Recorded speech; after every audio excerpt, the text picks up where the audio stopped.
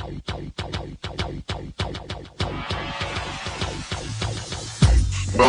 to the Odds Breakers, number one place for shared sharp betting information.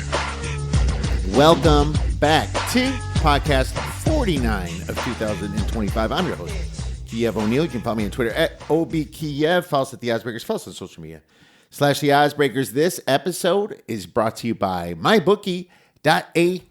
For an up to $1,000 football sign-up bonus, please visit this podcast description. Click the link. Terms, conditions, location apply. If you'd like to support the Oddsbreakers and benefit from our premium plays, please visit theoddsbreakers.com. Click shop and become a member. Pick any for winning cappers to get their premium plays before the line moves. You can also support us on patreon.com. If nothing else, please visit the Oddsbreakers and become a Free Picks and Telegram subscriber. We are back again, my friends, because if you remember, 2 podcasts a week going forward, sometimes 3 podcasts a week, starting with the football season. And we are right around the corner to college football. And so I'm very excited to welcome a wonderful guest, and Mr. Paul Stone from Paul Stone Sports and VSiN to break down some college football and some Big 12. Can't wait to talk to Paul living, well, I guess it used to be a lot of Big 12 country in Texas, but now you still have TCU and Texas Tech there, right? It's just that Oklahoma and Texas are gone. But hey, he's still right in Big 12 country, and we're going to talk about Big 12 preview and talk about some of the bigger teams here in the Big 12 and see how far we can get. And we're also going to talk about some of the other stuff going on in college football and maybe some other big plays that he has made. But before Paul comes on, I just want to remind you guys that we are going to the Circa August 21st to the 24th. If you haven't booked your flight yet or figured your hotel or drive, I would get right on that to get into these wonderful football contests. Guaranteed $15 million in Survivor. It looks like that number is going to be blown away. Imagine winning $20 million playing Survivor. Whew, that would be a nice hit. $6 million in Circa Millions. You can win quarterly. That's great because you can't get out of that thing. You're playing at least till week 18. And that's what's great about Millions. You are always in it. And obviously the big grandissimo, if you're the big high roller, $100,000 to get in, $1.5 million guaranteed in the grandissimo. Get to Circa Sports. Sign up with footballcontest.com. Also wanted to let you know that after Paul's going to come on, we're going to get into some UFC 108, I believe, Vegas 108. It's also going to be at the Apex Arena in Vegas. It's just a kind of a smaller card, but I think I found a little value in it, and wanted to talk about the main event, a couple fights at the end of the show for the fun for the weekend UFC event. And preseason football is here. If you haven't heard the last show, I talk all about preseason and coaching motivations. I'm going to bring that up again next week. But either way, it's important to get ahead of these numbers when information goes out when it comes to preseason football. Check out the coaches and what they think and what they want to do, their motivation, see who's playing, see how strong the second and third string quarterbacks are. I think that's all very important for preseason football. So a lot to talk about today. So let's bring in our wonderful guest, Mr. Paul Stone from Paul Stone Sports. Hey, folks. Big opportunity here. The Odds Breakers has partnered with the Optimus Prime crypto options trading platform and the Apex Alliance Club. How it works is that the Apex Alliance Club runs an AI-based algorithm that guarantees the trades that they give you. And that's how you get such a big income right away. And throughout the first 2 months, you can literally double your money. The greatest thing about this opportunity is it's completely safe. They give you $1,000 just to try it out. Once you make some profit, they take it back and you decide to make your first investment. Make sure you get some info on this by emailing us at info@theoddsbreakers.com. The Apex Alliance Club and the Optimus Prime crypto trading platform is a Coinbase and a Crypto.com friendly company. And now I am very excited to welcome back a college football betting specialist in Paul Stone from Paul Stone Sports and VSiN. You can follow Paul on Twitter at Paul Stone Sports. Paul, my man, we're less than a month away from week 1. How is your summer going, my man? How are things back in Texas? Going real well, Kiev. Just getting ready for college football. Like a lot of people, my preparation's kind of year-round. Obviously it's intensified the last couple of months as we've drawn closer to the season. But, just looking forward to it. It's the same excitement this time every year. You hope you've done the work, and there's always more work to be done. So we'll have games here in just a little over 3 weeks as we record. So really looking forward to it. All right. Well, and like I just mentioned, we both have Circa hats on. So let's CC Mike Palm over there and just make sure he knows that we got the Circa hats going on. So there you go. And, we'll be there too, talking about some NFL contests. And that's going to be exciting. And week 0 college football, I think I might have a few little plays going on for week 0. But this podcast, we're going to talk a little bit more about the Big 12. Obviously, we'll get into some other stuff at the end, but Big 12 is a focus. You're in Big 12 country. I know you lost the 2, Texas, obviously Oklahoma across the border there, but you still got Texas Tech, TCU, plenty of Big 12 around you. So I'm excited to talk about that. But Paul, before we talk into that, I got to ask, who's your top 5 power-rated teams? I go against the grain a little bit. I'm a little bit different than others, but I want to ask you yours, and then I'll give you mine. Okay, yeah, these are power ratings, not to be confused with the traditional AP poll or something like that. I'm trying to assess the relative strengths of the teams going into the year, and the team that I have number 1 is not necessarily the team that I think is going to win the national championship. But without further ado, and I'll give just a little bit of explanation and give it away right off the bat. Let's start number 5. I was going to give number 1. We'll go down. That's more exciting if that's okay. It's great. Number 5 is a team that I think I'm much more bullish on this year. They really hit it big in the transfer portal, shored up their defense, brought in some talent there on that side of the ball where they need help. But my number 5 team, the LSU Tigers, and veteran quarterback Garrett Nussmeier.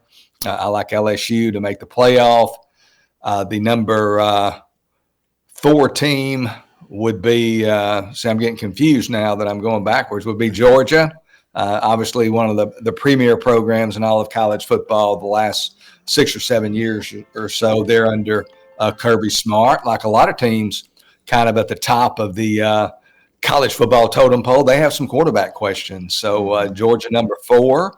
Number 3 would be the defending national champion Ohio State Buckeyes. They certainly have some outstanding candidates. I think the likely starter at quarterback will be Julian Sayin against the Longhorns on Saturday, August 30th. But he'll be a newcomer. That'll be his first meaningful action there against the Longhorns. Number 2, the Texas Longhorns. They're my number 2 power-rated team. I really like this Texas team. Steve Sarkisian, the last 4 years, consensus, top 3 or better recruiting classes. The program's in good shape, and he's got it, I think, where he and Longhorn fans kind of dreamed it would be when he took over several years back. And then number 1, the Penn State Nittany Lions. And I know that some people will scoff at that, because James Franklin can't win the big one, and Drew Aller hadn't played his best in the big games and so forth. But these are power ratings, and certainly those types of things are taken into account. But I just look at this Penn State roster with the amount of veterans they have, especially on offense. I mean, you got the running backs, Nicholas Singleton and Katron Allen. They've combined for almost 5,800 yards rushing their first 3 years. You have a veteran quarterback in Drew Aller, who I think is primed to take the next step. They have shored up the wide receiver position in a big way. They brought in several guys through the portal, the most notable of those being Trevor Pena from Syracuse. So Penn State starts the year, and it could change quickly, and it could even change before the year. My power ratings are fluid. I'm always examining them, but I think that's the way that I'll start the year outside of any injuries in camp or unknown injuries with those teams as my top 5. Yeah, it's tough to argue with that.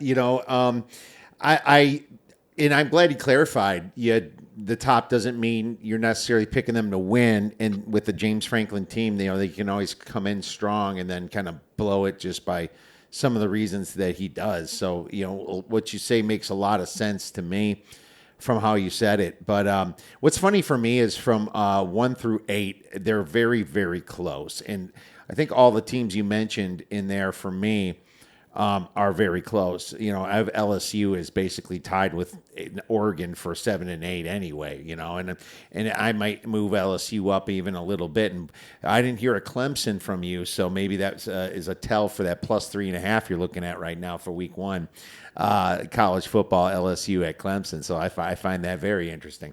But I'm like that myself because I don't have Clemson in my top 8, but I do have. I guess when you say my top 4, I have to say 5 because I have Notre Dame and Texas as at 4 and 5. And, here's the thing. I think Notre Dame reloaded extremely well. They got a couple big 300-pound defensive tackles there. Their quarterback should be fine. Could even be better than last year. Good receiving core, great coach over there in Freeman, and they've just been doing a fantastic job. In Texas, I got to tell you, I'm just not sure about Manning yet. Maybe he's good, maybe he's not. I'm not saying he's not. I definitely wouldn't take his number for Heisman, but I want to see it a little bit more first. And then, to be honest with you, at 3, I got Alabama because Alabama still should have one of the best defenses, and they have some of the best players in football right now. I'm curious about Simpson, but I think nobody's talking enough about Ryan Williams, that wonderful receiver that they have. I think he is fantastic, and if Jeremiah Smith's number 1, he's number 2 for sure, and maybe we see them flip-flop a little bit back and forth this year. And then Penn State at number 2 and Ohio State at number 1 because I'm just not going to take it from Ohio State until somebody proves it to me, I guess. And Ohio State, could be even better with saying coming in this year than they finished last year. There's a chance of that because you got some extra time now with Jeremiah Smith and some of those younger players getting bigger. So, that's going to change, and power ratings always do. But no argument from me, Paul. I think your power ratings are absolutely great. You mentioned, I was just going to jump in here real quick before it gets away from us. You mentioned Clemson. Clemson actually has the same power rating in my ratings as LSU, but I do rank them numerically, even if they have the same numbers. So Clemson's my number 6 team with the same power rating as LSU. So you add 3.5 for home field, and it comes in, right where the number is. So Clemson right there with LSU. That's fair enough. And I have Clemson at number 10, just a little bit under LSU, but not by much. So here we are. It's going to be fun to see how these all break down throughout the season, obviously for the first 3 weeks when people are making the bigger changes. And speaking about bigger change, Paul, I want to ask you this because, I think it's an underrated question that podcasts don't talk about it much. I want to know who your biggest teams, upgrades and downgrades are from last season. So, there's obviously quarterback changes, coaching moves, and things that could make bigger differences in your ratings. But who are the biggest upgrades first for 2025? And that's a great question, and I'm certainly prepared to answer it. But I will say that I'm a guy who I don't throw away my power ratings, kill them out of the computer and all that from last year, but I don't reference them when I make my my new year power ratings. I don't look at a team and say, okay, well, they're 3 points better on defense. They're 7 worse on the other side of the ball. So -4, they're going to start out 4 points. Some people kind of do it in that methodology, at least as part of it. And I like to start with a clean slate. I've been doing this for over 30 years. And the way that I do my power ratings is I know what a 95 numerical power rating looks like according to my model. I know what a 75 team looks like and so forth. So I'm doing this kind of off of the top of my head, but at the same time, I'm doing it with a great deal of confidence that these are the teams who would have the biggest upgrades. And I'm going to start. I've got 2 of them for you. One would be, and this is not any great revelation. Other people have said the same thing and will continue to say the same thing over the next few years. But it's the Utah Utes of the Big 12 that we'll talk about today. They had a disappointing season last year, obviously at 5-7. Bring in Devin Dampier from New Mexico, came with his offensive coordinator, Jason Beck from New Mexico, and very athletic quarterback, almost 2,800 yards passing last year, 1,200 yards rushing. So a very dynamic dual threat guy. They're one of my biggest upgrades. And then Southern Mississippi of the Sun Belt. I mean, they are a kind of a poster child for how a team's fortunes can change from one year to the next. And I'm not saying they're going to win the Sun Belt, although I think they might be worth a long shot ticket. But Southern Miss was one of the very worst. I think last year we had 134 FBS teams. We've added 2 this year. Out of the 134 FBS teams, Jeff Sagarin, if you ever look at his rankings, he integrates FCS teams into the rankings. So some of those will be ahead of some of the FBS. And with 134 FBS teams last year, end of season, Southern Miss was 193rd. So they had 60 FCS teams. They were bad. I mean, maybe not historically bad for an FBS, but 1-11, their only victory over Southeastern Louisiana of the FCS. But as you know, they bring in a new coach, Charles Huff from Marshall. He brings in about 20 of his best players from Marshall. And the thing about Marshall is they won the Sun Belt Conference last year. Yeah. So they're good players. One of those players coming in, quarterback Braylon Braxton, the preseason offensive player of the year this year in the Sun Belt. So Southern Miss has changed their fortunes literally overnight. I think they're a team that could make a bowl. They could be 6-6. So they've seen a great deal of upgrading in my power ratings. I'm glad you mentioned Southern Miss because I haven't had an upgrade so large in my power ratings for as long as I can remember, at least since Colorado and Dion came there and brought all the stars there. You know, it was massive because I had Southern Miss as one of my worst teams, you know, sitting down there next to the Kent States and some of those teams. And now you're looking, not only does he bring like 17, 18 players from Marshall, you know, he keeps the ones that were serviceable and possibly good over at Southern Miss. You have to think that this team's going to be really good. 24-point upgrade. I feel embarrassed saying that, but it was my largest by far, you know, move for this season. So I'm really glad that you mentioned that. And then we'll get to the downgrades, but you can expect Marshall to be on that list as soon as we get to there. But Oregon State is one. I think they're looking up and up this year. I like what they're doing. They're a pretty big upgrade for me around the 9 to 10 point area. That was a big one for me. I'm glad you mentioned Utah because Utah is one of my bigger ones. And believe it or not, I think there's a lot of people sleeping on Northwestern. I have Northwestern as a pretty big upgrade now that they got that quarterback from SMU. And I think it's a big upgrade for them. And they didn't really lose a lot of production. And if you remember, they finished pretty strong last season. I bet them over their season win total of a low 3.5. And I think they're, you know, just in that Big Ten where wins are very possible. They should be able to get to 4 or 5 wins for sure with that schedule. So thanks for bringing all those up. That's great.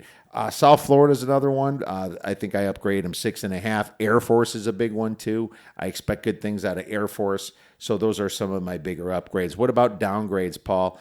Any of the ones, any suspects that we just mentioned, maybe some usual suspects or anything surprising?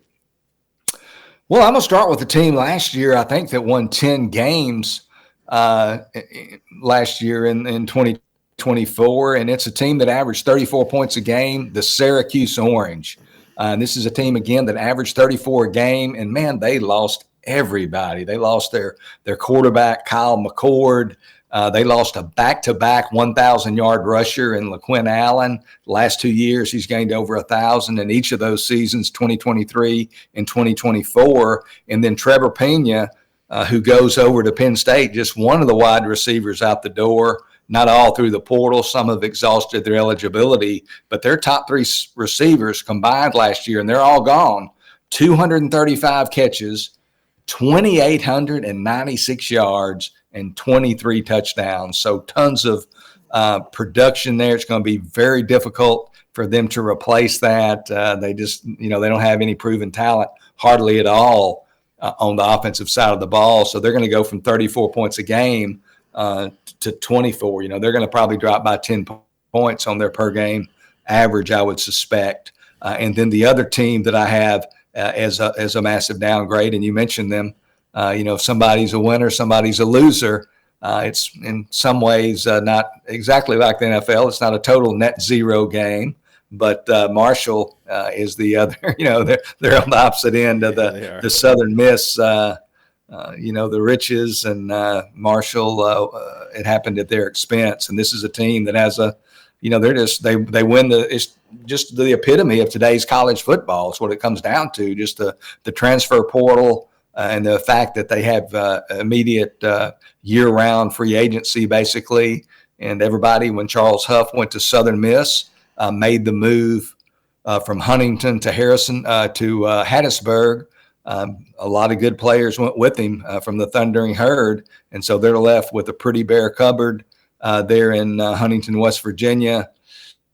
Got a new coach in Tony Gibson, former North Carolina State defensive coordinator, got his work cut out for him. But Marshall certainly is a team, again, the defending champ in the Sun Belt. They're in the East Division of that conference. I've seen them either picked last in the East Division by some pundits, some media members, next to last by others.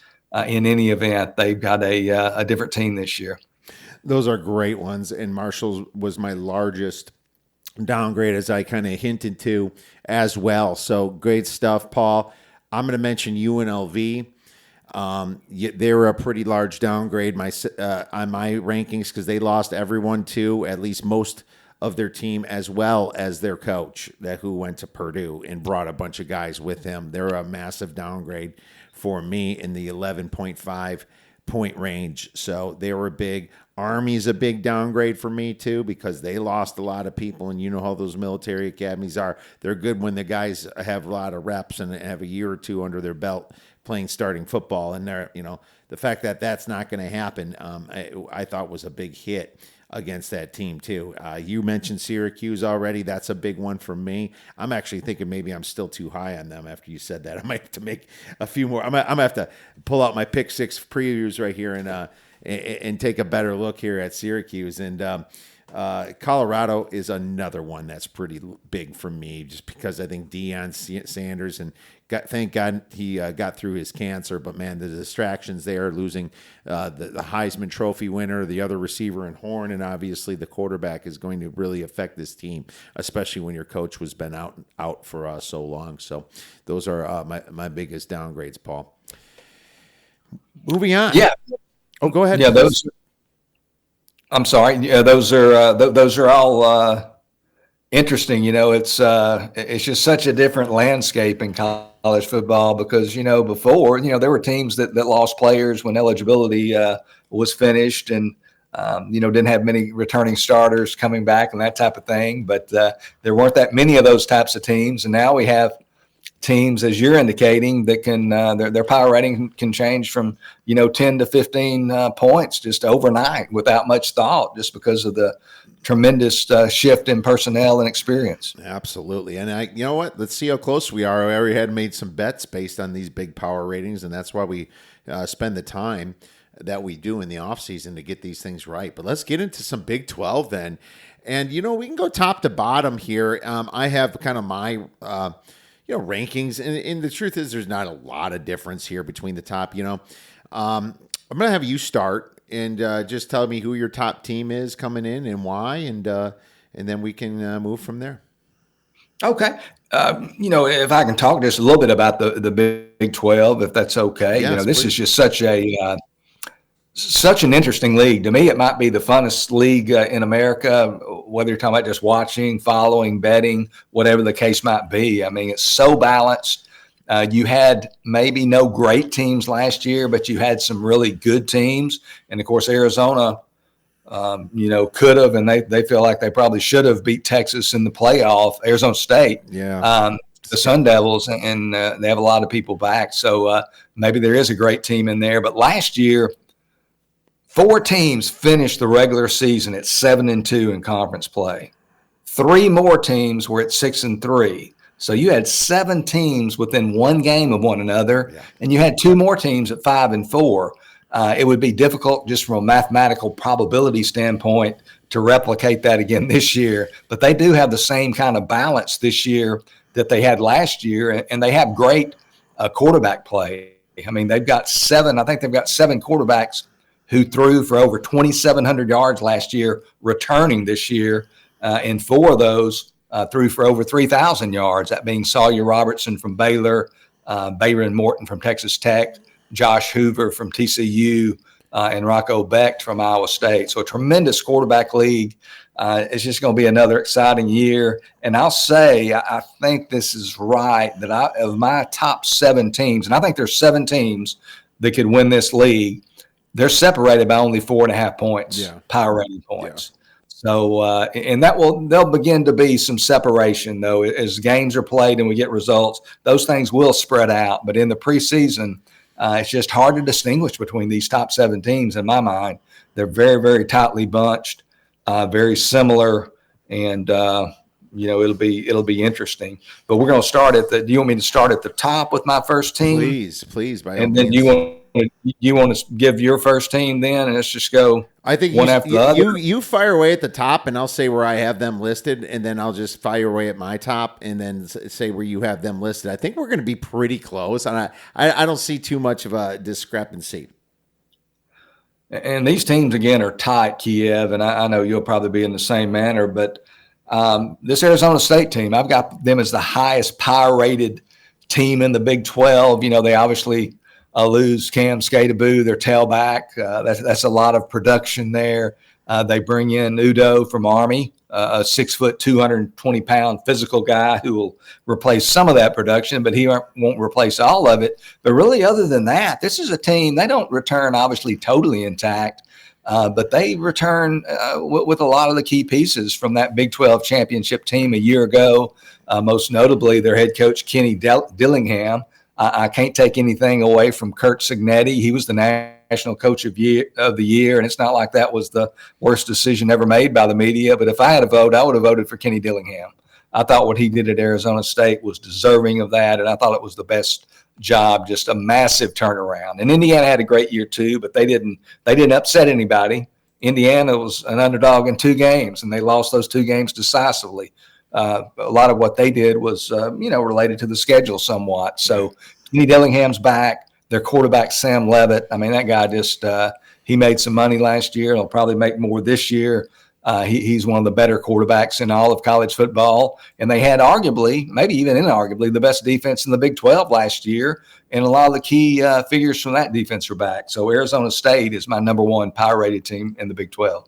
And you know what? I have them right up there too. I have them at number 2, so close to number 1. And like you already mentioned, losing Skataboo was probably my biggest part of the downgrade. But let's see what the Army guy does coming on in, replacing. But man, ranking number 2 in returning production, that is really fantastic. How do you not love what Kenny Dillingham is doing with this team? And they are just, beasts everywhere, especially on offense, ranking 15th in EPA on offense, 12th in passing, 18th in rushing. This team, they had heart, they had the belief in themselves, and now they all return. They tasted success, and I think they're going to try to taste it again. It was tough to, put them slightly below my top team, but I understand why you have them as top, and it wouldn't shock me after 2 or 3 weeks if they move back to the top of my power ratings anyway. My number 1 team is Baylor, and Baylor, I just kind of thought that from a power rating last year, they were very close to Arizona State, but they had some stupid losses like the Hail Mary against Dion's group over there. That Hail Mary was silly.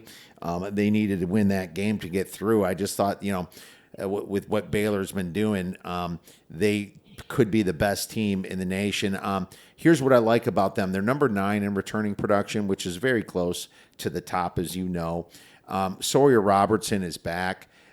What's funny, in the transfer portal, there's not a lot of Big 12 teams minus Texas Tech that ranks up there, but in the net transfer on 3, they are the second best when it comes to transfer portal. Sawyer Robertson and Jake Spavital, their offensive coordinator. So you got the big trifecta back right here for this team. And if you want to look at it from a schedule standpoint, they get ASU, Kansas State, and Utah all at home. So that is a very advantageous schedule to get their tough games at home in the Big 12. So I really, think that's a good, possibility that they're at least going to be in the Big 12 championship game.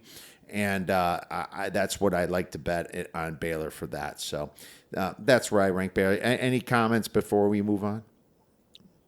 And of course, my power ratings don't reflect schedule or anything like that. They're true power ratings that don't take into account, the conference. My conference order of finish might be somewhat different than this, so want to make that clear. But Baylor's certainly a team. I think just looking here, I've got them at number 3. And again, I adjust these all the time, and they'll be adjusted even before the season. Tweaked slightly, but you talked about Sawyer Robertson, a guy who actually signed with Mississippi State, and the late Mike Leach out of high school. And after Coach Leach, his untimely death, Sawyer Robertson returned to Texas, and now at Baylor, passed for over 3,000 yards last year. The running back Bryson Washington rushed for over 1,000 last year. He's back. Their top wide receiver Josh Cameron returns.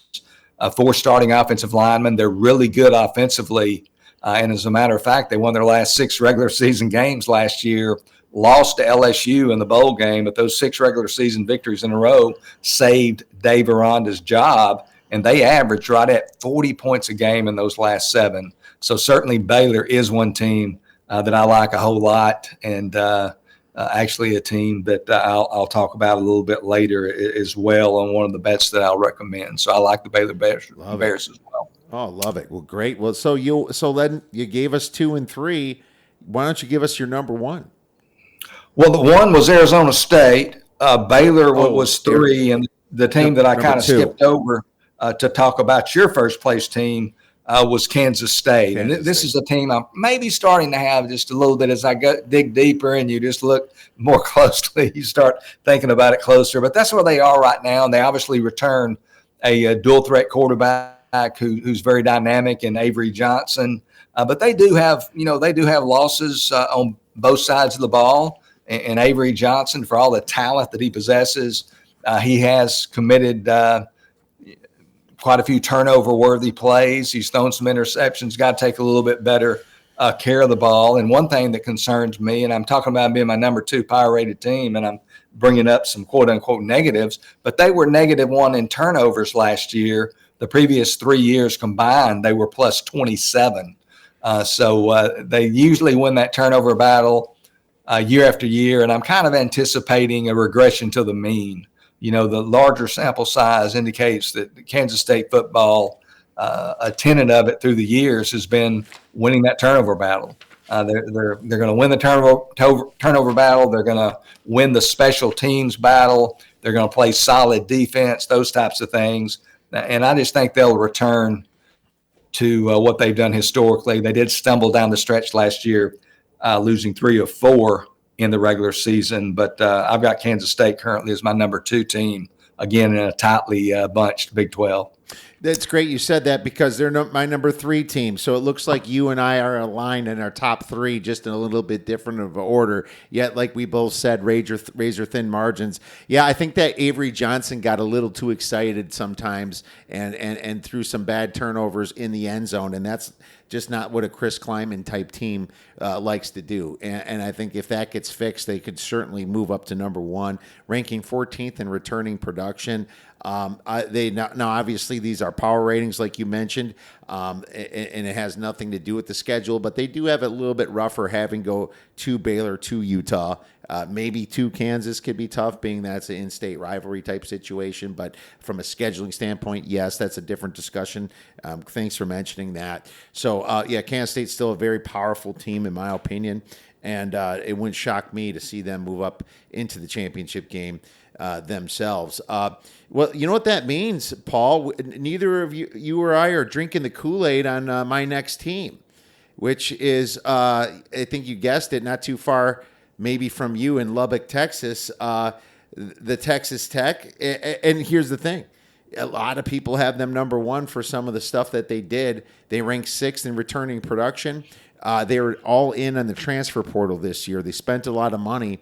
And if you look at the On3 net transfer ratings, they rank number 1 for what they lost and what they gained. But here's the thing with me.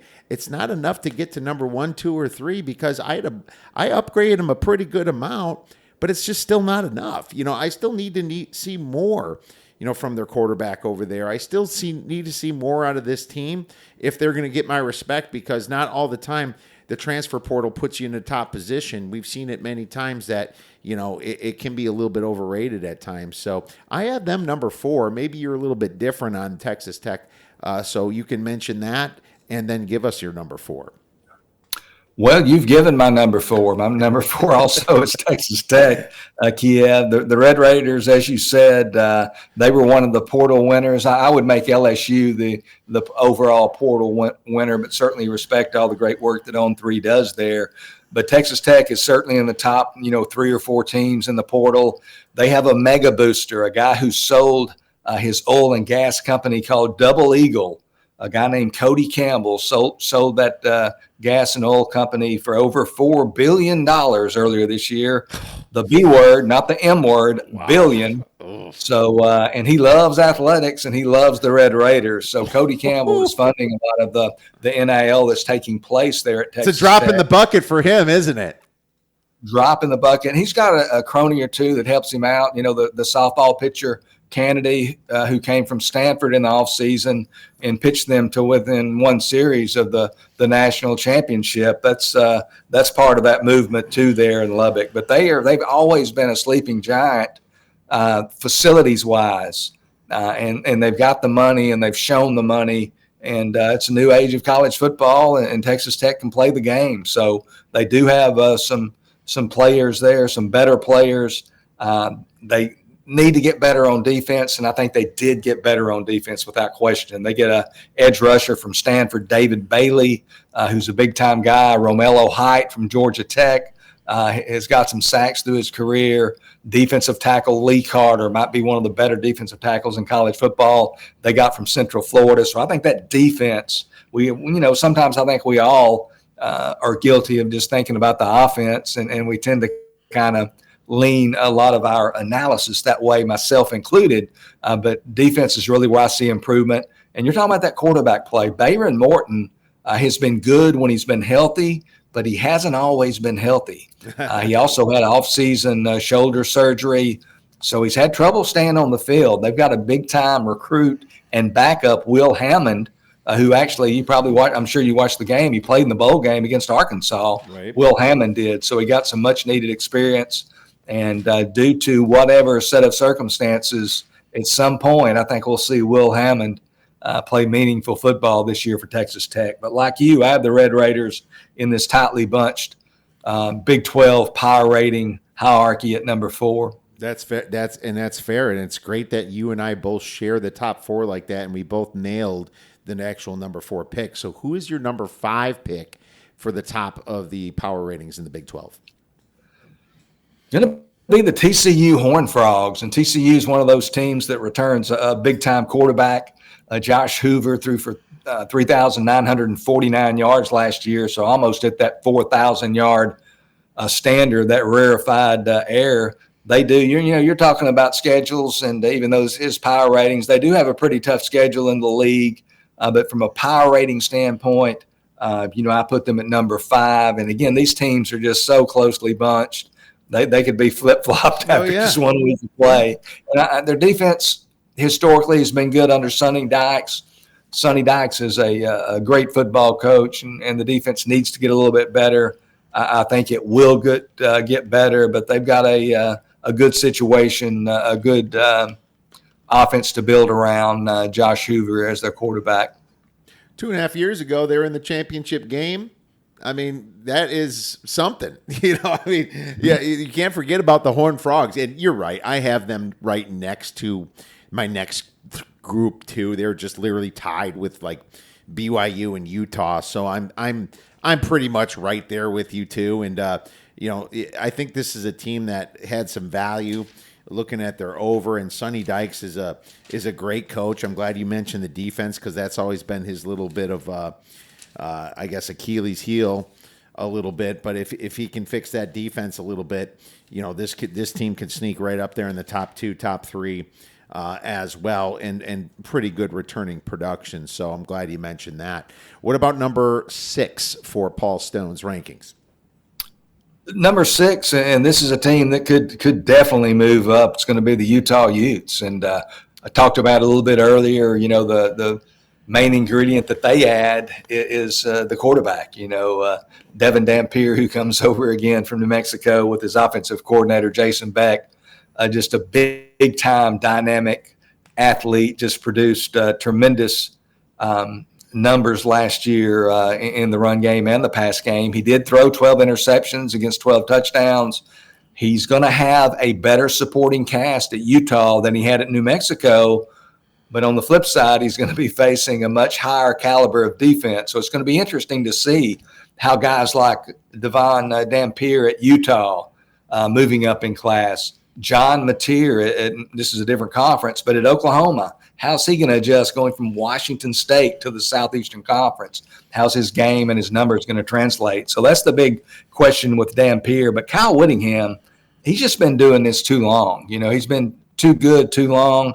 Hearing him, I attended Big 12 media days in Frisco outside of Dallas, Texas. And, he talked about, I couldn't end on that kind of a note. So he's kind of hinting that, he's ready to get out at some point. He's not going to be their coach 4 years from now. I have no doubt about that. And I think if they would have had a better season last year, that might have been the end. And I think if they win the conference this year, it might be. And they're certainly a team that could. I mean, they go 5-7 last year, very disappointing year.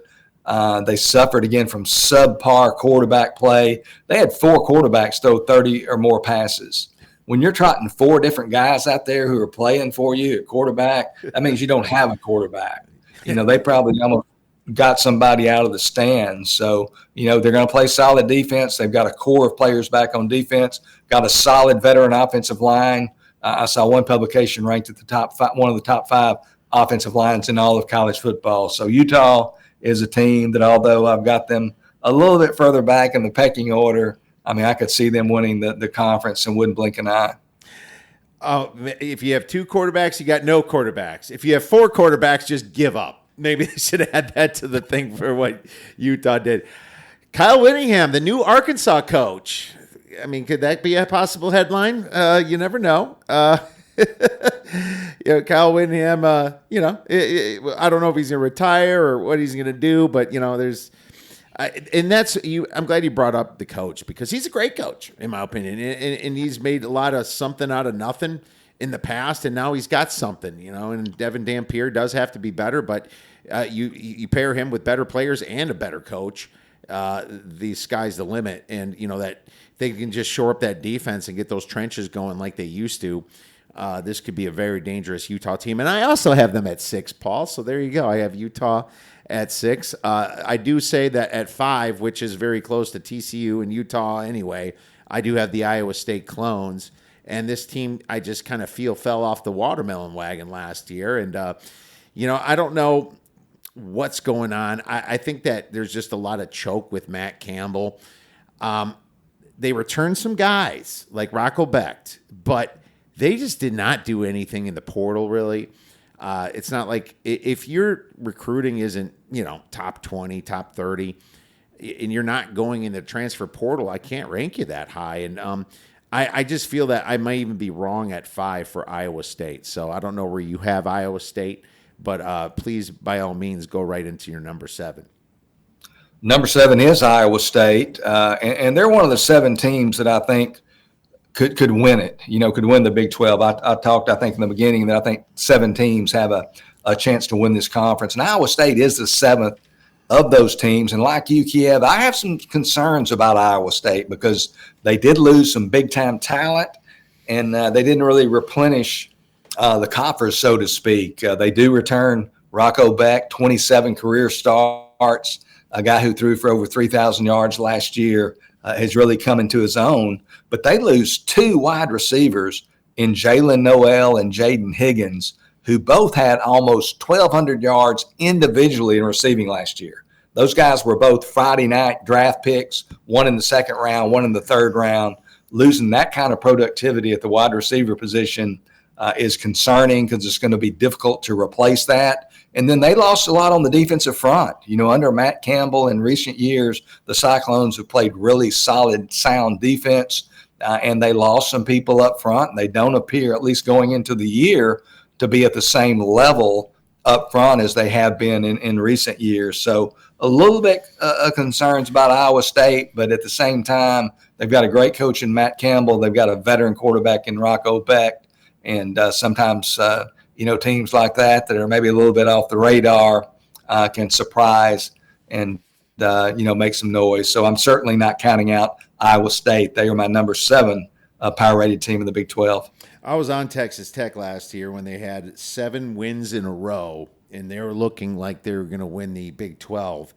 And they all of a sudden play Texas Tech at home and lose by a point, and then they play Kansas at home and lose pretty bad, and that was the end of them. They were still in it until they went to ASU, and then it was just so funny. But we can't forget about them. So I'm glad you mentioned that because they could sneak up there as well. What about your number 8 team in the Big 12? It'd be BYU. They obviously lost Jake Retzloff, their quarterback from last year, and he exited the program and has landed at Tulane as a walk-on. And they've got the main reason is, they've got such a significant question at that quarterback position. They're going to have to go with somebody. They've got 2 guys who have played and started games, but at a much lower level of play. Trayson Bourget, who started games in the past at Western Michigan, and then Utah State. I think this will be the guy, McKay Hillstead, more of a runner, kind of an athlete playing quarterback. I think he'll ultimately be their opening game starter, but Hillstead from Utah State. And then they have a true freshman, Bear Bachmeier, younger brother of Hank Bachmeier. The Bear Bachmeier actually signed, he's a true freshman to be, he signed with Stanford out of high school. He was in spring training with Stanford this year. And as you'll recall, they fired their head coach in March, Troy Taylor, for allegedly mistreating female staff members. And Bachmeier elected to transfer. So he transfers to BYU at the end of spring practice, is there like the last day or 2 of practice, but doesn't participate. So he has no practice time yet with the Cougars, but he could be a factor in that race as well, because I'm sure he's got a high skill level, just needs some experience. So based on their quarterback position, that's where BYU falls in line in my Big 12 power ratings. I remember last year when BYU beat SMU at SMU, and everyone was like, holy cow. And then they're ripping all these wins. They're number 1. They're ready to, thinking Big 12 championship game minimum. Then they lose to Kansas, and then they lose to Kansas State, and all of a sudden their conference record screws up and they can't, play for the championship. It was just crazy how they fell. And, yeah, the Retzlaff thing, there's a lot of different rules you have to follow at BYU, as people know. And I think that sometimes it holds this program back, but I don't even know what's going on at quarterback now. And because of that, I also do not have them that high, but I have them right here where you said too. I am with you that they should be around the 7 and 8 range, which I think brings us to number 9, Paul. And we have a couple more minutes to discuss this, and we'll just kind of mention the last few teams before we go into your predictions for a national championship. But who do you have next in the Big 12? I have, be sure I'm right here, I've got actually Colorado, just a notch ahead of my number 10 team. But this is a Colorado team. Obviously, they lose, as you mentioned earlier, Heisman Trophy winner Travis Hunter, and that's basically like losing 2 All-America players, an All-America wide receiver, an All-America cornerback. So that's a very difficult individual to replace. They lose Shedeur Sanders. I think you mentioned Jimmy Horn, another wide receiver who put up big numbers. So they definitely have some losses personnel-wise. And then you've got Deion Sanders' health concerns. The most important thing is that right now he's healthy, and it sounds like the long-term prognosis is good, which, excited to hear that. But you've got to wonder about any, issues that might arise from that, any distractions, so forth and so on. They do bring in from Liberty, Caden Salter, a tremendous athlete, dual threat guy out of the state of Texas, who originally signed with Tennessee out of Cedar Hill High School outside of Dallas. I think Caden Salter will be their starter, but he's kind of their quarterback in waiting. They have a true freshman, Julian Lewis, a true 5-star guy from Carrollton, Georgia. He actually should be a senior in high school this year, but he classified up a year. He's in camp there at Boulder, and he will definitely play some this year. And he might even be the starter. Could even be the starter from day one, but I think they're going to allow him to watch a little bit. And if he becomes the starter this year, it'll probably be closer to midseason. But I like Caden Salter as a quarterback. He's not Shedeur Sanders, but he is a capable replacement. And Julian Lewis, the sky's the limit. He lacks experience, obviously, at the collegiate level. He's only 17 years old. But I think Colorado could, they're not going to win the league, but I think they could, win a game, maybe that they're not supposed to, and throw a wrench in somebody else's plans. Well, that's funny. You said that about you can say that about everybody in the Big 12 because Cincinnati beat ASU last year, right? And they're kind of sitting there after Colorado for me. Colorado's low for me because, like I said, one of my biggest downgrades in my power ratings. We'll see what Salter does, or possibly Lewis coming in at quarterback. But with those distractions, there's no way that I can have them, anywhere where they're going to be meddling. Dion will get them up to upset somebody. We just got to figure out that time when it comes to the season. And to be honest with you, like the rest of I don't like Satterfield that much at Cincinnati. I just, they do return their quarterback there, Sorsby, but, and he actually looked good for some flashes last year, but losing those 5 in a row last year, you wonder where their heads at. I think Houston's kind of a sleeper team for some people. I'm not a Connor Wegman guy, but they did kind of rely a little bit on defense last year. Remember how bad they were in the beginning of the season. And then they did beat Kansas State and Utah, which was very surprising. I think I lost the bet against the Utah game. I don't know how the heck they decided to show up, but they did get better as the year kind of went on. I really love Kansas's coach. I think that this team is just with Jalen Daniels. Can you trust him to be healthy all year? And this is a team that replaces almost everybody on offense and almost everybody on defense. And, God bless Lance Leopold, but he's just I think this is just the year that he's going to have to rebuild. Oklahoma State doesn't return anybody on offense, so throw them in the garbage. So, and then I don't even want to talk about Arizona because I think they have the worst coach in the Big 12 and will be dead last.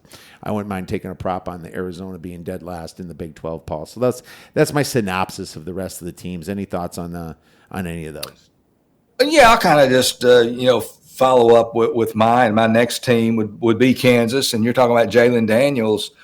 He's a guy who's been injury prone. He needs to not only get healthy, he needs to get more consistent. When he's been good, he's been really good. So if he could get on his game, and they need him to be on his game because they've lost a lot of personnel, he could, they could make some noise in the league as well. But you're looking at a team in Kansas. They lose the running back Devin Neal, 3 straight 1,000-yard seasons rushing to end his career. So that's a lot of production there. Their top 7 pass catchers are gone, as are 9 of the top 11 tacklers. So they've got some attrition there and some people that they've got to replace. Cincinnati, I've got next. Not a whole lot to get excited about there. They do return their quarterback in Brendan Sorsby. Got some pretty good defensive players as well. I've got Cincinnati next. Then I've got Houston. Big-time coach from around these parts, Willie Fritz, did great things at Tulane. Before that, I think he was at Sam Houston State. But he's just an old-timey, gritty football coach. A lot of people around these parts are expecting, some improvement from the Cougars. But just looking at it on paper, I'm kind of like you, Connor Wegman. I think he's an upgrade, but he needs to stay healthy. That's kind of a recurring theme here. He's had some injury issues, but I don't know if he's a upper echelon Big 12 quarterback. And they got hurt in the portal a little bit. They lost 2 really big-time defensive backs, 2 members of their secondary. Lost one of those guys to LSU, lost one of them to Florida State. Then I have Central Florida, followed by West Virginia, followed by Arizona. And I have Oklahoma State at the bottom of the Big 12. I think Oklahoma State is one of the 5 worst Power 4 teams in college football. How the mighty have fallen. They were playing the Texas Longhorns less than 2 years ago in 2023 in the Big 12 championship game, but things have really gotten lean there in Stillwater. Again, I went to Big 12 media days, and he has over 60 new players on his roster. Over 30 of them he's never even seen practice. They showed up in the late portal, so they didn't even go through spring drills. They don't have a quarterback on roster who's ever taken a snap at Oklahoma State. So I'm expecting they went 3-9 last year, expecting more of the same from the Cowboys this year. Absolutely. And, Arizona's only got Fafita really to lean on, and he just seems like he got frustrated last year, and he doesn't have a lot of players around. Yeah, Rich Rod going to West Virginia is really interesting because they were not returning really anybody. It should be a honeymoon year for them, like you mentioned. It's like shouldn't be one of the better teams, but I'm really curious how that spread option is going to work. His type of offense, a little speed to it, right? A lot of run. And like you just saw at Jacksonville State, it's like you wonder how that's going to develop, if it's going to hit a couple people off guard. I don't know. I think that's going to be the most intriguing watch is what West Virginia looks like coming on in. But for the sake of time, my friend, let's talk a little bit about, the national championship. And I'm curious who you think will represent, and it's a stupid question. It's because it's not like something we bet on, but this is kind of where I go off the wall a little bit, and maybe just have a bold prediction. But who do you think gets to the national title game and wins it? I'll say Texas and Penn State. And I'll say Texas. Again, things can change, but I'll predict Texas is the national champion. Again, they've recruited at such a high level. The last 4 years since Sarkisian's been there, people are talking about some of the holes that they have. They really don't have any holes besides the offensive line. They have new players, but they're kind of like Georgia was again a few years ago. They have 5 stars coming in, and in some cases, even though they're going to be first-year starters, they'll be better than the players they're replacing. So they're very talented. They do need to identify 2 offensive linemen who will be newbies who really hadn't played. But you mentioned Jeremiah Smith from Ohio State, the wide receiver last year, true freshman. Ryan Williams, Alabama, true freshman last year. A guy named Dylan Stewart was a defensive end at South Carolina, also a true freshman last year. But the freshman of the year was Colin Simmons, the defensive end at the University of Texas. He's a man. I mean, he's this year he could be the best player in college football. I think he's that good. He's from Duncanville, Texas, you talk about producing college football players. It's just a factory in a state that has several of them. But you got Colin Simmons on the edge. He's put on weight. You've got Anthony Hill at linebacker, a guy who will be a Thursday night selection this coming April, probably a top 10 pick. And they've just got a great defense. I think Athlon magazine, they rank the units. And I don't agree with this, but this just tells you what people think about them. They rank the defensive line, the linebackers, and the secondary nationally. Texas, the number 1 defensive line. Texas, the number 1 linebacking core. Texas, the number 1 secondary. And I think that's a little bit over the top. Yeah. They do need to find a couple of defensive tackles. That would be their other question. But they're going to have a great defense. And I think going into the season, I would expect them to have the best defense in the country. Arch Manning, it's fair to ask questions. How good will he be? I don't think anybody doubts that he's going to be some level of good, but being the Heisman Trophy betting odds favorite, that's not good. That's great. And that's with a very small resume of games. He started 2 games. He hadn't played a whole lot. But I don't have great doubt about Arch Manning. It would be ludicrous to act like he's going to go in there, win the Heisman Trophy. I'm not going to bet on him to win the Heisman Trophy, go in there and throw for 4,000 yards. But he's just been carefully groomed. He's been slowly marinated. He's been in the program for 2 years. He has the Manning surname. He's clearly not your typical junior who's waited 2 years to play. And one thing, and you've seen bits of it, but you'll see more of it this year, and they're not afraid to do it despite his NFL future, the guy is a runner. And he can run away from people, and he's physical, and he's kind of nasty when he runs the ball. But I don't have any really big concerns about Arch Manning. I think he'll be a championship quarterback. And given one team to pick, it would be Texas. It's hard to really argue with that. I remember Colt McCoy running like that when he was playing a little bit for Texas. There's a lot of argument to say that it's going to be Texas up there, and I don't disagree. I'm just going to give you one off the wall. I'll go LSU versus Ohio State. Why not? Yeah, I mean, LSU's got Nussmeier. I think they have some of the talent now, grown up a little bit on that defense. I mean, it's Brian Kelly, I know, but if I wasn't going to say them, I guess I'd say Alabama. But I'm going to say LSU just because like I said, I have all these teams pretty close to my power ratings anyway, and I just want to be a little different. If I just took 1 and 2, it'd be Ohio State versus Penn State or Alabama, right? So I'll be a little different and say LSU this year, just because I think the SEC is more up in the air than it's ever been. You know, a lot of people say that the Big 12 is the one that you have to scratch your head, but the truth is I think the SEC has about 6-7 teams that you can make a strong argument about. Possibly getting in that national championship game and possibly winning it. So that's my thoughts. What's up, Keith? Thanks for checking in. Cheers to you, Keith Landry. Thank you for that. And that kind of just leads me to a couple bets. I mean, I'll give you week 1 bet. I took LSU plus 3.5 against Clemson. I know, it's kind of the battle of the Tigers, right? We'll pick the Tigers. Yeah, the old stupid joke there. It's really a situation where I just don't have as much faith in the ACC, and where I have LSU ranked, I have to bet it at the hook at 3.5. It's like, why do power ratings if you're not going to bet the better team at plus 3.5, even though it's away? It's not like an injury's happened right now. I was kind of wondering why so much money came in on Clemson last week to push that over, but I think LSU is just the better team, and as good as Clemson is. Laying 3.5 is a lot of points, and I think LSU at least keeps it close, and they could be winning the game and possibly lose it at the end, and you still cover your spread. So I like LSU in this game.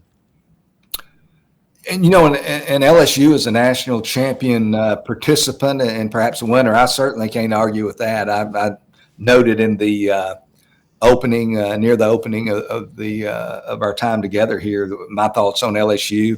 One of the bets that I like, and I think it's still available at plus 130 at Circa, is LSU to make the playoff. Mm-hmm. And again, you can get that at plus money, so I'll offer that LSU plus 130 to make the college football 12-team college football playoff. And I do agree. To me, there's 4 teams you really got to consider, and you can certainly go further down the list. But I mean, Texas, Georgia, Alabama, and LSU. To me, those 4 teams are pretty tight. I could see any of them winning the SEC. It's not like some past years where whether they won it or not in the preseason, you had one team that was clearly going to be the preseason favorite. It's just not like that in the SEC this year. But I'll give a couple of other quick bets here. These will both be regular season win totals, and I won't go into great detail because we spent today talking about the Big 12. But these are 2 teams. They're both going to be unders. So it's good when you bet 2 teams in the same conference under their win total. It's good when they don't play each other because somebody's going to win that game, and that's going to be, a push towards the over. I'm taking West Virginia under 5.5. It's available today, minus 150 at BetMGM. So it is juiced to the under, but they lost a lot of players. I don't think the second time around is going to be as good as the first for Rich Rod. Their 2 top players, their top offensive players, C.J. Donaldson, a running back. He goes to Ohio State. Ohio State, they don't take any bad players, so that tells you how good he would have been. And then on defense, they lose their linebacker, Josiah Trotter. He was the Big 12 Defensive Freshman of the Year last year, son of former NFL great Jeremiah Trotter. He's off to Missouri, so I like them under 5.5 wins. And then Oklahoma State, under 5.5 wins. Today it was minus 175 at BetMGM. And again, they were 3-9 last year. I feel badly for Mike Gundy. Not that he's the most, some people, like him, love him, or loathe him. The guy can coach football, and he's shown he can coach football. And I think over the last 20 years, he has outperformed expectations with that program as much as anybody at any program in the country. But things have shifted so much in college football with the transfer portal and NIL that I think he's clearly at somewhat of a disadvantage, and it's showing through. They were 3-9 last year. I think they're probably 3-9 again this year. So Oklahoma State also under 5.5 regular season wins. Well, there you go. A couple good Big 12 bets. I can't disagree with that. Yeah, I do think that he's kind of, that coach that just won't grasp the portal quite as much as other ones. And you even see Dabo Swinney kind of coming around a little bit this year, grabbing some people. And, he really hasn't. But yeah, I will say he has overachieved in many years, and that's the only thing that would scare me. But he doesn't have really a foot to stand on here when he's not moving too many players here. Real quick, Keith said week 1 curse, LSU 0-5 in week 1 games. Yes, but look at Brian Kelly as a dog. Brian Kelly has plus 3.5 dog or more. That is a big trend of betting on. And a lot of that happened when he was at Notre Dame. But when Brian Kelly is a dog, the team always stops by. So we got trend versus trend, my friend. You see that a lot when it comes to college football. But what you don't see a lot is great cappers like Paul Stone coming out and helping us out and talking about college football, man. And Paul, really love having you on. Could you tell our listeners where they could find your information and great plays? I sure will, Kiev. I first want to point out, and I'm not taking a side one way or the other necessarily, although I do kind of like the LSU plus the points. But Clemson last year, they played 3 SEC teams. They played Georgia in the opener. Mm-hmm. You might remember that game, finale. Oh, yeah, I do. And then they played Texas in the playoffs. So they played 3 SEC teams, and they either went 0-3 or 3-0. I think you know which they went. So the SEC is a different brand, but I'm not disparaging Clemson because, man, they are good. That's just a great football game and a great week 1, one of the better ones we've had in a long time. But I appreciate being on, and I try to be active on Twitter. There's a lot of noise out there and a lot of stuff. I try to just keep it to statistics and point spread information and stuff like that. Try to provide tweets that are quality information to people who like to handicap college football. And then if they want to take their interest a step further, they can check my service out and see what I offer. My site, paulstonesports.org. Absolutely. And you're right, Keith, that hook is very important. So yeah, make sure you guys check out Paul. He's one of the best. Paul will be tweeting. We'll be talking. Have a great season, and we wish you best of luck with the rest of August. Hey, same to you guys. Appreciate you having me on. Circa Million and Circa Survivor are back with a massive $21 million in guaranteed prizes. Circa Million. Pick 5 games against the spread each week. 126 ways to win with $6 million guaranteed. Circa Survivor, 1 pick a week, no point spread. Last the longest to win it all. $15 million guaranteed. Enter in Nevada, play from anywhere. $21 million guaranteed. Visit circasports.com for details. All right, now it's time for some UFC. And we have a great fight night coming up. Well, we found some bets in this fight night, let's say. It's not the greatest as Tatsuro Taira versus Hyun-Sung Park. And Park was kind of a short notice guy because Al-Bazi was supposed to fight this fight. But here we are, Park being thrown into such a big event here at flyweight. And it's a pretty big favorite here for Taira. So I'm very concerned here for the favorite, for Tatsuro. And Park's not even ranked in the top 15 yet, but the dudes came in to the UFC and just has been smoking people, man. I mean, you can't deny how quickly he's getting some of these fights done. He took care of 3 of his last 5, and this is the 125-pound weight class, all right? This is flyweight. He took care of them in the first round, TKOs and submissions. I mean, this guy hasn't hit the distance in a fight since his very first fight in 2018. He's dangerous. He's a very dangerous fighter. I wanted to be on him a lot of times in his climb to the top, but now he's already fighting a pretty top guy, ranked, like I said, top 6 in Taira, but significant strikes. Now, it's hard to look at these stats because Tatsuro has fought a much better class. He just lost to Roy. What was it, to Roy Val? I have to double check. He just had a loss against Brandon Royval in a split decision in a greasy fight in 2024. But before that, he was just kind of running through the UFC, beating Carlos Hernandez and Alex Perez. But man, this is a big. I feel like this could be more dangerous than Albazi. With Park coming in, nothing to lose. You suspect that the Japanese fighter Tatsuro is going to have a little bit of a ground advantage. But man, I've watched Park fight, and he's great on the ground too. The stats really don't do this justice. I will say that Taira has a better reach, and I guess should be able to touch up Park some. Significant strike accuracy is just so much better right now for Taira, and Taira is more battle tested and ready. But man, it's not like Park's not in his prime at 29 years old, and he's the older fighter here. Point is, this price is wrong in my opinion. It's one of those greasy 125 pound fights that can kind of go pretty much either way. So I'm taking the dog. I'm taking Park at plus 280. That's going to be fun because it's not like a huge confident play, but in head to head, I'd bet Taira. But geez, this should not be plus 280 in my opinion. I think Park's a live dog here. I give him a 33% chance of winning. 33% chance means anything plus 200 or better you should be betting on. So we're going to go with Park in the main event.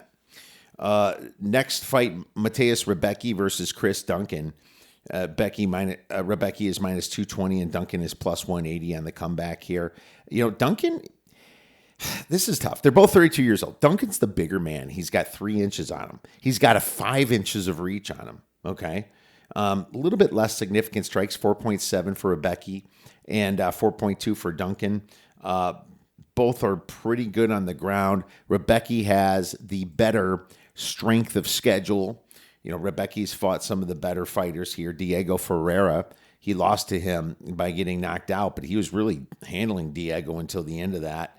And the dude hasn't lost before that, Although, this is only his 6th UFC fight, right? I mean, that's if you don't count the Contender Series back in 2022. Rebecki's a badass, but Chris Duncan, man, no slouch from Scotland. He's called the problem, and he's, beating up some of the bad fighters, I guess. He lost to Manuel Torres and got choked out. I suppose that's a really good method of victory for Rebecki. So, the thing is, like, parlay piece, you probably want to assume Rebecki in a parlay piece. I think Rebecki wins this fight more often than not.